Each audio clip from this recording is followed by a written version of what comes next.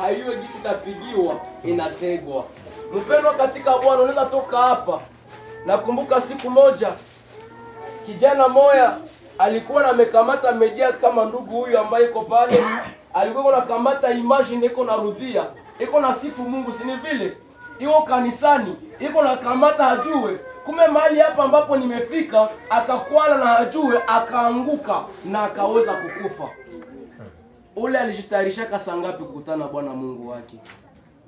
Ikafika wakati ambapo nakumbuka siku nyingine niko minavuka barabara, mimi nakutana ya kwamba mtu alipendaka apite hivi mbio na pale bisi kakuya ikamgonga na akakufa ile saa. Ule alijitayarisha saa ngapi kukutana na Bwana Mungu wake? Nakumbuka mtu mwingine aliyekuwa katika maombi. Nisaki tunaweza sema sai tupige magoti tumuombe Mungu, si ni vile? Tunaomba. Kumbe ule mtu alikuwa na zoezi ya kuweza kuomba bila kuleta fujo. Anabakia kimya mahali pale. Kumbe ilifika wakati ambapo walifariki, watu hawakujua. Wakasema mbona fulani hashimame? Tulishasema watu washimame, lakini hashimame nini haiendeki? Bali kuyaka wakamunyangula pana alishakuwa maiti. Nikaelewa ya kwamba kumbe haiko kuomba sana ndio inaweza acha usikufake. Si ni vile? Kumbe kuomba sana haiwezi zuia maneno yasifanyike. Mpendwa katika Bwana, muda ni huu ambao unahitajika kujiandaa kukutana na Bwana Mungu wako. Kwa nini tunahitajika kukutana na Bwana Mungu wako? Acha nikuambie kitabu ya Mhubiri sura ile ya 9 mstari wa 12. Biblia inasema ya kwamba hakuna mtu ambaye anajua saa ama muda ambayo Bwana atakuya tola kwa kanisa yake. Hakuna mwenye kifo ilishakuya lage sema nitakuya kesho. Kwanza jitayarisha mzuri. Hapana tu mtu mmoja mwenye nishakasikia mbiblia. Tena naye kifo haikukiamu laga. Ilifikaka wakati ambapo Nabii Isaya kaenda aona Ezekias. Sana fika pale akasema uende uambie ule ya kwamba ule atakufa, acha kujisumbua. Si ndio vile? Basi, esi parle l'Eternel. Mungu haiko mtu jo adanganye, haiko malaika jo haiweze kujiripanzira. Si ndio vile? Akamwambia esi parle l'Eternel, baba wache kujisumbua na kuomba sana. Mungu anasema weye utakufa tu. Profeti sakaenda, sio vile? Kia kushangaza ni wakati baba alipoanza Biblia inatuambia sema akaanza aomba Mungu, akasema lakini Mungu, eske vraiment nishamaliza mission yangu kwa dunia? Eske vraiment mbona kumbuka nilikufanyizia hiki? Mbona nifanyaka na hiki? Shona niambia useme saa hii nitakufa? Hapana Mungu. Biblia inatuambia ya kwamba yeye Isaya tena Mungu akamwambia rudi aone, mwambie mimi namuongezea miaka. Bali muongezea miaka ngapi? Si kenza. Haiko siku moja, haiko maer, ilikuwa combien? Kenza. Ina maana kwamba mtoto anazaliwa nineza miaka kenza na ungali nafanya nini? Unaishi. Ole tunjo mwenye niko na imagine mkenza yenye Ezekias alikuwa iko naishi. Maki angependaka angeanza katia na kaburi yake, angependaka angepangaka na mali, angependaka angefanyaka kila kitu. Na ni ule tunjo mwenye mimi najua. Ina maana ya kwamba mpango wa Mungu unaweza kubadilika kama uko na uhusiano bora na yeye. Pima kujiuliza nini yenye umefanya. Bwana akasema wewe unatafuta kufa saa hii. Utamwambia nini? Utamwambia nini? Inaweza acha na kuambia uishi. Mpendwa katika Bwana, hii kiti hapa tuambiane kweli. Tungekuwa tushakosa espace ya watu wa kukala ndani, tungekuwa obligé tutoshe ile kitu pale, si vile? Jua nini haina valeur ya kabambi sana yenye inaweza bakilisha hayo pale. Kwa watu wenye Biblia yangu inaniambia miti sio toa matunda, ni sharti fanye nini? Ekatwe. Tupime ulizana we matunda gani yenye uko na produire, juu uweze kubakia katika dunia hii. Olia kuetufe wenye wiko na mission mwa hii dunia, au tuambie mbinguni ikate mti na bishie pale. Kumbe Mungu angenisaidia nikuwe miongoni mwa wale ambao wamejiandaa kukutana na Bwana Mungu. Niliwazaka niseme akose mtu kukua wabie sana mwenye iko na bote moya ya mzuri naweza zuia mtu kukufa. Kumbe hapana. Nilipoenda kule kwenye makaburi na tuko tunaenda zika mtu, nikaona watu wenye biko na sura ya bien na mafuta iko natoka musura. Nikasema maki hata uko na pesa unaweza fanya nini? Unaweza kufa. Nikawaza kasema akose kukua tu na matitre mwa dunia za mzuri za respect zinaweza acha mtu asikufake. Nilipotazama wa baba yetu walipotuelezea sababu Mobutu alikuwa na si azaliwa. Kitu ambacho nakishangaa ni wakati waliniambia Mobutu alipokuwa nakuya, watu wote walikuwa wanafanya nini? Wanacheza. Nikawazaka kose kukua president ni kusema utaishiki milele katika dunia hii. Kitu kia kunishangaza, kumbe na president anaweza kufa. Baba, uko nakatala kupatia Yesu maisha, siku zinakuja utaenda mumoto. Utaenda mumoto.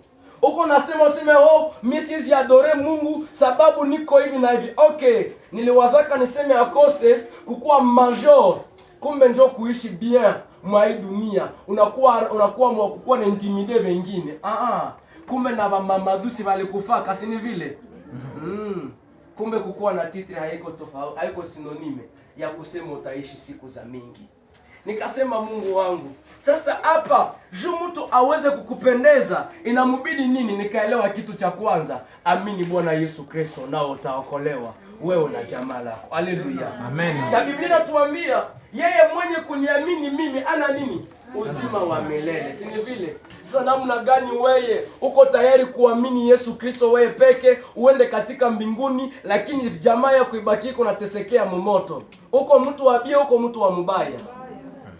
Mpendwa katika Bwana, kama Mungu ameweza kutukubali kuweza kuwa miongoni mwenyu na tuweze kusoma kwa pamoja somo ambalo linasema jiandae kukutana na Bwana Mungu wako. Acha nikuambie ya kwamba mtu hana siku mbili katika dunia hii. Mtu iko tu na siku moja. Haleluya. Na kama unapenda kuelewa nini niko menasema, fungua Biblia maandiko matakatifu wanasema ile maneno. Mkitabu kile cha Mhubiri sura ya 3 mstari wa kwanza fika wa 8. Hata ukishia pale 18 utasikia. Batakuambia kuna muda wa kuzaliwa, kuna muda wa kuishi, kuna muda ya kufanya hii kitu, lakini waseme kuna siku ya kuzaliwa, kuna siku ya kuenda kukanisa, kuna siku ya kufanya hiki. Acha nikuambie mpendwa katika Bwana ya kwamba ile siku moja iko na sehemu zikubwa zitatu. Sehemu ya kwanza yenye ile siku iko nayo, sehemu ya kwanza jua kama kuna asubuhi. Haleluya. Sehemu ya pili kuna mchana na sehemu ya tatu kuna magharibi. Sawa? Inawezekana turudishe sizere sai. Ina maana ya kwamba asubuhi yako ikapita, vyote vilikuwa ndani kama ukuiprofite yako, utakuwa souffrant mali kote kwenye utaenda. Tuko pamoja.